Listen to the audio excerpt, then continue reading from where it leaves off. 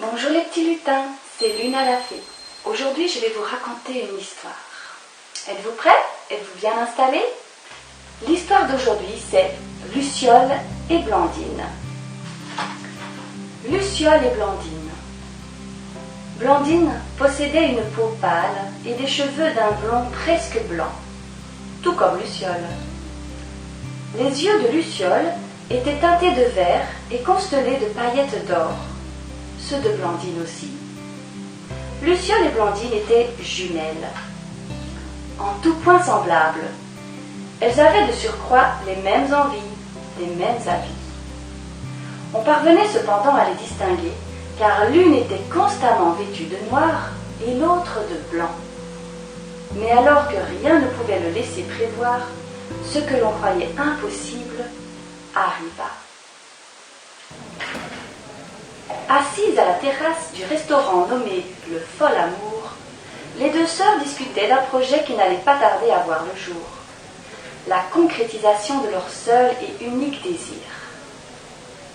Ouvrir notre propre boutique de friandises, déclara Luciole. Pour mettre un peu de gaieté dans cette ville grise, poursuivit Blandine. Quel bonheur de pouvoir imaginer de nouvelles saveurs. J'ai déjà plein d'idées. Oh, moi aussi j'en ai. Des pastilles à la menthe qui brillent dans le noir, chantonna Luciole. Des capsules fruitées qui flottent dans la baignoire. Je me suis promenée en ville aujourd'hui et j'ai trouvé notre future boutique, dit joyeusement Luciole. Moi aussi. Elle est située rue d'Au-du-Poitou. Oui, moi aussi. Luciole allait poursuivre, mais un jeune serveur l'interrompit. Qu'avez-vous choisi, mesdemoiselles? Demanda-t-il de sa voix mélodieuse. Je vais prendre un merlan frit sur un lit de pommes sautées, répondit Blandine en rougissant. De même. Je vous apporte cela dans un instant, déclara le serveur en s'éloignant. Les deux sœurs s'étaient tues. Il est beau, murmura Luciole. Il est très beau, précisa Blandine. Bon, donc. Je disais donc que dans la rue d'Au-du-Poitou se trouve un magasin à louer. Il y a un ravissant pommier.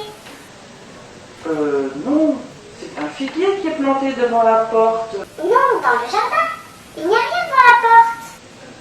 Tu parles bien du numéro 63? Non, il s'agit du 36.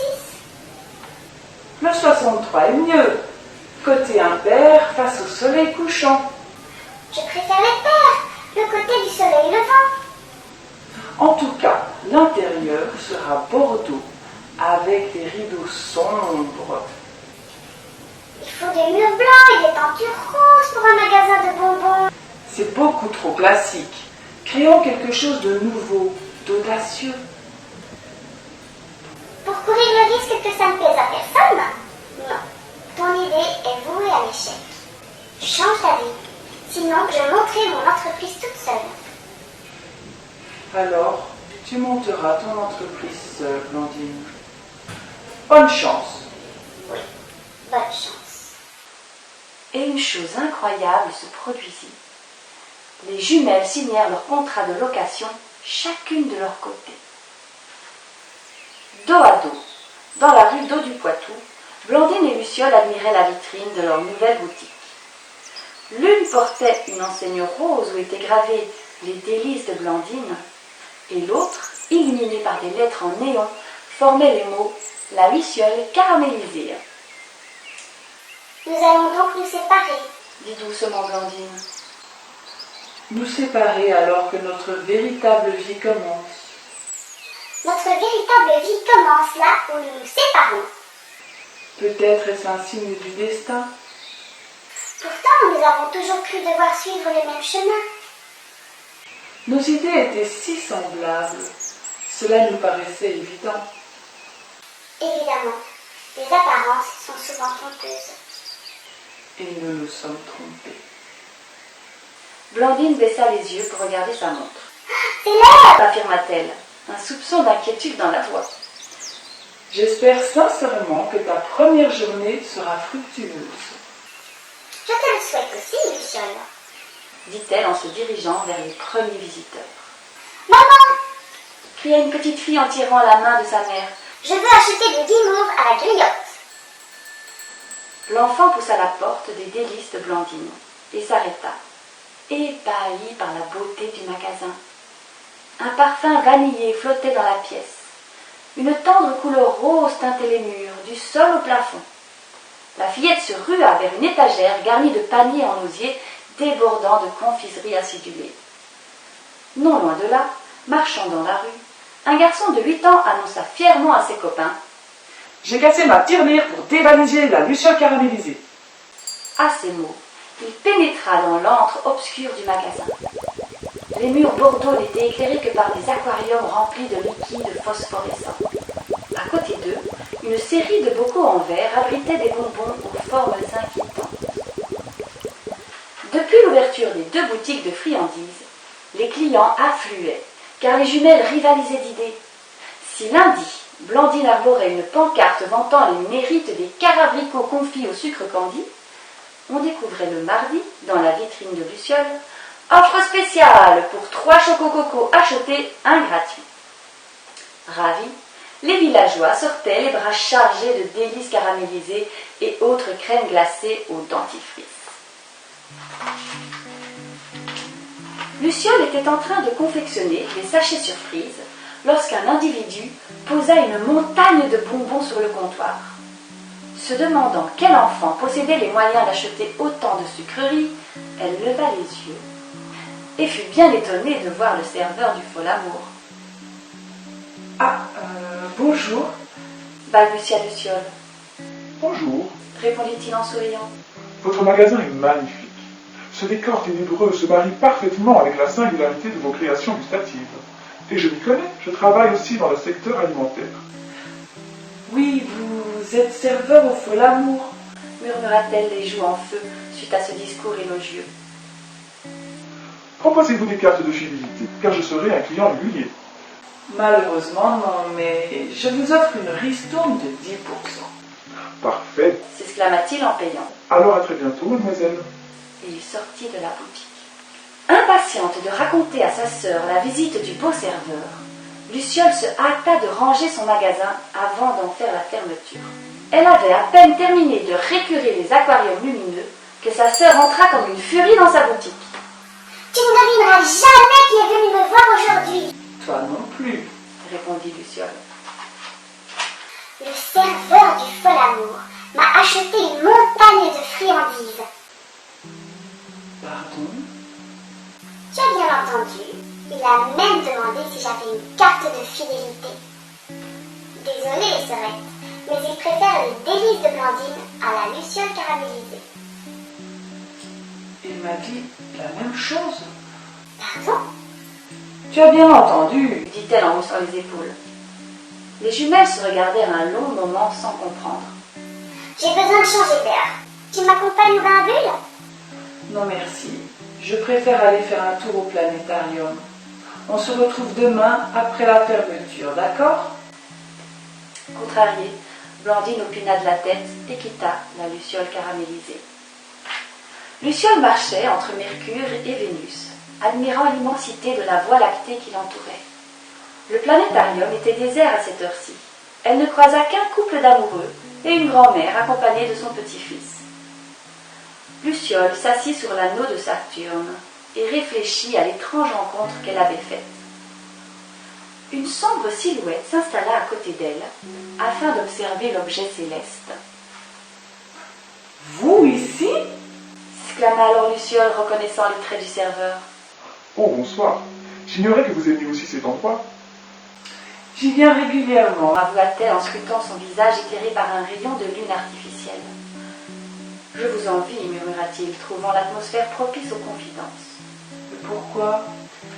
Car vous avez eu le courage d'ouvrir votre propre magasin. Je rêve de créer une taverne. Cependant, seul, je n'ose pas. Quel genre de taverne? Demanda Luciole, intéressée. Un astrobar. Cette idée me plaît beaucoup. C'est vrai. Votre décor ténébreux se marierait parfaitement avec une ambiance cosmique. Auriez-vous envie de rajouter une brasserie dans votre boutique? Êtes-vous sérieux? J'avais trouvé un associé pour mon projet, mais il s'est désisté au dernier moment. Oui, j'espérais aussi travailler avec quelqu'un d'autre, mais nos attentes étant trop différentes, ce fut impossible. Tout à coup, les planètes qui les entouraient s'éteignirent une à une. Que se passe-t-il? S'inquiéta Luciole. Il doit être 20 heures, le planétarium ferme ses portes. Dès que les réserves de friandises seront épuisées, je passerai vous voir et nous reparlerons de ce projet. Ils quittèrent le planétarium à présent plongé dans l'obscurité et rentrèrent chez eux, bercés par la douce lumière d'un véritable rayon de lune. Le lendemain, en fermant les rideaux métalliques de son magasin, Luciole reconnut la voix de sa sœur. Tu aurais dû m'accompagner au Bindule. J'ai passé une soirée délicieuse. Je ne regrette rien. La mienne aussi fut exquise. Assura Luciole en prenant le chemin de sa maison. Le serveur du feu l'amour. Dit Blandine. Il se baignait dans le même jacuzzi que moi. Ah bon? Et de quoi avez-vous discuté? De choses et d'autres. J'ai également rencontré ce garçon hier soir. Notre discussion au clair de lune fut des plus charmantes. Ah bon? Oui, nous avons parlé de choses et d'autres, nous aussi. Excuse-moi. J'ignore pourquoi je te fais languir, car en réalité, je brûle de t'annoncer la nouvelle. Il m'a proposé de former une équipe.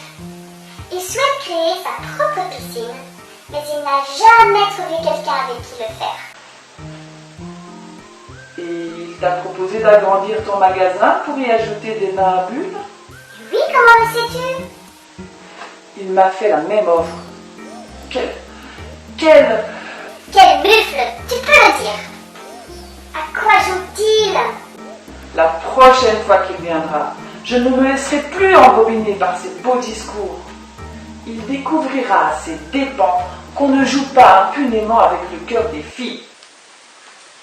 Tout de noir vêtu, Luciole renseignait ses clients quant au goût et au parfum de ses innombrables créations, lorsqu'une main se posa sur son épaule.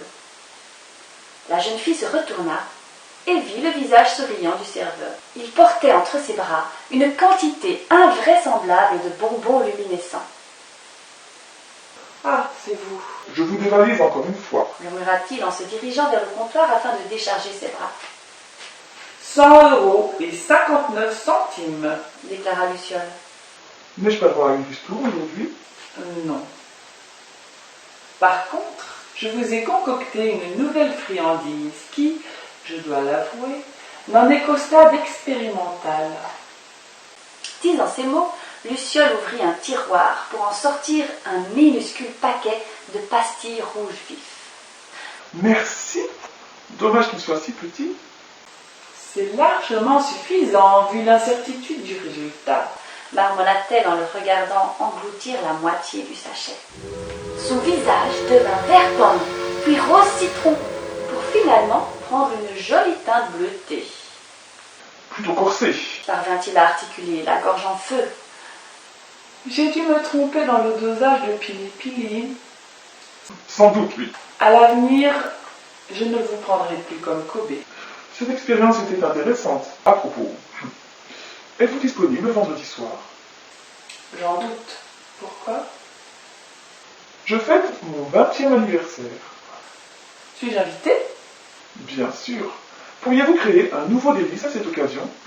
De la glace au poivre noir ou des sucettes au scarabée? Dit-elle d'un air narquois. Pourquoi pas? Cependant, l'idéal serait quelque chose de beau et bon. Alors je réaliserai des lucioles fluorescentes en caramel à suspendre dans les arbres. Parfait. La soirée se déroulera dans mon jardin. Il écrivit son adresse sur un morceau de papier. Rendez-vous vendredi à 20h. Luciole le regarda disparaître derrière la baie vitrée et lut le carton. 88 chemin des Fraisias. Cette fois, elle ferma son magasin plus tôt, impatiente d'aller raconter à Blandine la commande que le serveur venait de lui faire. Finalement, il n'a rien d'un mufle, dit. Dit-elle en entrant dans la boutique de sa sœur. Qui ça? Enfin, ne parlons-nous pas toujours du même garçon? Justement, j'ai un boulot monstre. Il m'a fait une commande spéciale pour son anniversaire. déclara Blandine, en sortant une multitude d'ingrédients de ses armoires. Il désire uniquement des lucioles caramélisées. Quoi? Pourtant, il ne m'a commandé que des blancs de lune à la fraise des bois. Vendredi soir, on lui demandera des explications. Il ne pourra plus se dépiner, ce millefeuille. Vendredi soir, alors que le soleil embrasait la ligne d'horizon, Blandine entra dans la chambre de Luciole, les bras chargés d'un lourd panier d'osier. Tu as réalisé les blancs de lune? S'étonna Luciole. Oui, en tant que commerçante, je me devais de tenir mon engagement. C'est aussi ce que j'ai pensé. Avoua Luciole, montrant une boîte remplie de lucioles en sucre. Regarde, j'ai eu le temps de réaliser un collier en perles de coco. Je te l'offre. Une fois le collier enfilé, Luciole se contempla longuement dans le miroir. Il est magnifique. Moi aussi j'ai un cadeau pour toi. Elle sortit une bague en sucre d'orge sertie d'un roux doudou. Oh, merci. Elle me va comme un gant. En route, le Bruxelles nous attend. Tu peux l'appeler Alex, c'est son nom. Les deux sœurs arrivèrent au numéro 88 du chemin des Frésias. Une musique légère s'élevait du jardin.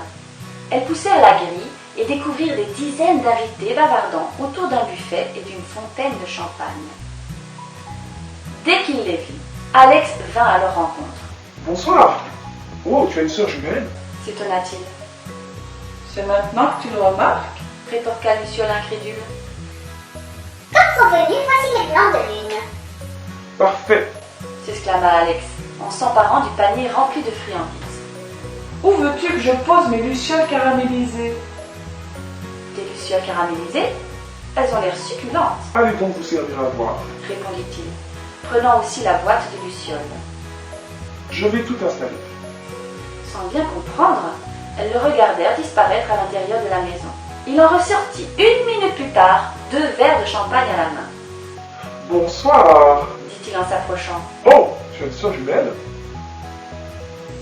Tu te répètes là? Ronchonna Luciole. Mais où sont les friandises que je t'ai commandées? Combien de lucioles étais-je censé apporter? Au moins une dizaine. Qu'as-tu mis dans ce champagne? As-tu perdu la tête? Je viens de te donner un panier rempli de blancs de lune. Moi? À qui d'autre? Le jeune homme se tut un court instant, puis se mit à hurler. Alex! Mais enfin, pourquoi cries-tu ton nom? Je m'appelle Alain. Alex est mon frère. Ton frère jumeau. L'explication était claire. Il s'agissait de 2 charmants garçons, en tout point identiques. Les sœurs n'auraient d'ailleurs pu rêver d'une meilleure solution. Leur colère fondit comme neige au soleil, et la soirée ne fut que rire et délices. Ce n'est que tard dans la nuit qu'Alex déposa un baiser sur les lèvres de Blandine, et que Luciole se laissa embrasser par Alain. À bientôt les petits lutins, j'espère que vous avez aimé cette histoire. Si vous voulez la retrouver sur le site des éditions Stella Maris, elle s'appelle Framboise et Volupté. Il y a 4 autres petites histoires délicieuses à dévorer. Au revoir.